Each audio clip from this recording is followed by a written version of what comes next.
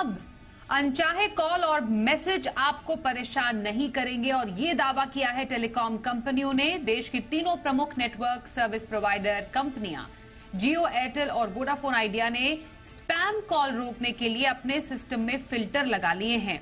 कंपनियों का दावा है कि आर्टिफिशियल इंटेलिजेंस यानी एआई की मदद से स्पैम मैसेज और कॉल्स नेटवर्क पर ही ब्लॉक हो जाएंगे।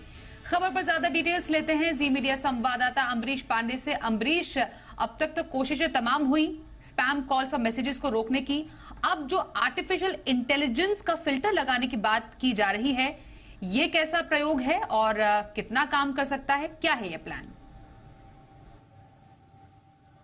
जी बिल्कुल स्वाति, सबसे पहली बात तो ये कि जितने भी इस तरह के फ्रॉड होते हैं मोबाइल नेटवर्क पर, वो उसके लिए सबसे बड़ी वजह होती है, फिशिंग की सबसे बड़ी वजह होती है इस तरह के स्पैम कॉल्स और स्पैम मैसेजेस। क्योंकि कई बार ऐसा देखा गया है कि लोग अनजाने में ही या फिर किसी भुलावे में आकर उन लिंक्स पर क्लिक कर देते हैं और वो फर्जीवाड़ा उनके साथ हो जाता है। ट्राई की जो बैठक हुई थी 27 मार्च को, जिसमें कि एमएचए और आईटी मिनिस्ट्री के भी तमाम लोग थे, इसके अलावा टेलीकॉम ऑपरेटर्स थे, उस बैठक में इन सारे पहलुओं पर चर्चा हुई। आरबीआई, सेबी ने भी अपनी बात रखी थी और उसमें कहा गया कि अगर हम इन कॉल्स को लोगों तक पहुंचने से पहले ही रोक सकें तो ये सबसे अच्छा उपाय होगा किसी भी तरीके के फर्जीवाड़े को रोकने के लिए। और तभी ट्राई ने गाइडलाइंस जारी की थी तमाम ऑपरेटर्स को। ये कहा था कि आर्टिफिशियल इंटेलिजेंस और मशीन लर्निंग पर आधारित जो फिल्टर्स हैं उनको आप एक्टिवेट कीजिए, सैंडबॉक्स का जो रेगुलेटरी सिस्टम है वो एक्टिवेट कीजिए, ताकि कॉल को नेटवर्क में ही रोका जा सके बजाय उस व्यक्ति तक पहुंचने के। और अगर ऐसा होता है तो काफी हद तक इस तरह के जो फर्जीवाड़े हैं उनको रोका जा सकता है। और वो डेडलाइन आज यानी कि 1 मई से शुरुआत हो जाती है उसकी।